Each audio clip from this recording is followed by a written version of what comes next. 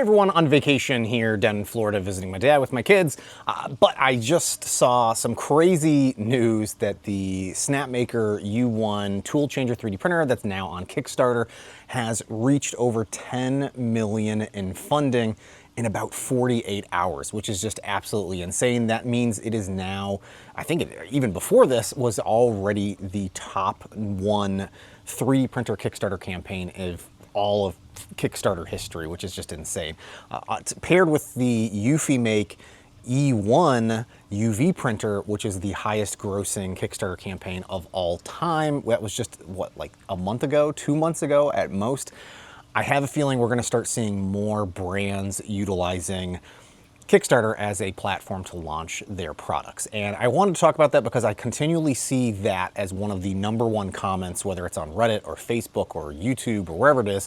Why are these established brands using Kickstarter as a platform to launch their products? One of the ones that immediately comes to my mind when I see any of these larger brands utilizing Kickstarter is marketing and hype. For whatever reason, it seems to always attract a little bit more attention when a product is over on Kickstarter versus just launching over on their own website. And I don't know if it's because Kickstarter has its own kind of search platform where people are actively able to find campaigns, or maybe it's because of tech bloggers and other influencers talking about those campaigns versus just a regular product launch that they might have over on their website. But for whatever reason, there is always a little bit more marketing hype behind a Kickstarter campaign than we typically see with just a regular product release. Also a great way for them to upfront get a ton of capital for a product that they haven't even produced yet, or maybe they're in the process of producing it, but this is a great way for them to even go out to investors and say, hey, look, we now have 10,000 people that are now actively interested in this product that have paid us money, and we haven't even produced the product yet, so maybe you could look at funding us and helping us build the next big thing. But on a positive note, I do think for a lot of these brands, small and large, one of the big benefits of Kickstarter is that it actually shows how large of a demand there is for a product before they ever start developing it and producing it, which is a really positive thing. I mean, you don't want to sink in a ton of money and investment on developing a product if there's not a whole lot of market behind wanting said object that you're trying to produce. And on the consumer side of things, there are some benefits that you are going to see. Typically, you're going to get a lower price than if you waited till it's fully in production and available on a brand's website. You're going to get a little bit of a discount, or maybe some free add-ons, or maybe an exclusive color, something like that, that you wouldn't necessarily get from the actual production run of the product. From a consumer standpoint, you're typically getting a discount for helping back and fund this project. And there's a little bit of risk that's going involved with that, but the big upside for a lot of folks and why they continually back these Kickstarter campaigns is that discount at the risk of not receiving the product, as well as the delay that you're inevitably going to see with the production of those particular Kickstarter projects. Almost every Kickstarter campaign, when it comes to actually a product being produced, there is some kind of delay where they're not always hitting the deadlines or the release timelines for said product. And in the worst case scenario, you never get the product, which is something that we're already seeing again with another brand that's somewhat established with Kokoni that I called out 2.5 years ago, I think, when they launched their Kickstarter campaign for a printer that was printing upside down. It had multicolor. The whole campaign seemed a little bit fishy and was calling out that this might not be the campaign to back, and come to find out, it's been 2.5 years later and nothing's shipped yet. That's perfect timing for the, the thunder.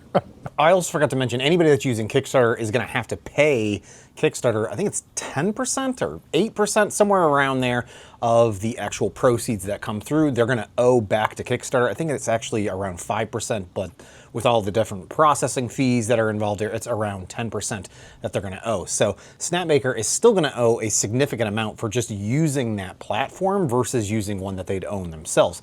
However, one of the big benefits from a consumer side of things with backing something on Kickstarter is if it's an extremely popular thing. We've seen numerous times from lots of brands with different printer launches where they just don't have the infrastructure to support the amount of traffic coming in to their website and to their storefront, and then it's crashing and people are losing their orders and it's just a mess. Whereas Kickstarter should, in theory, be able to vastly be able to support a large number of people coming in to make those purchases. And obviously the safest bet from a consumer standpoint is just to wait and not buy it during the Kickstarter campaign phase and forego the potential discount for you actually waiting to see it actually be developed and delivered and it actually functions as designed.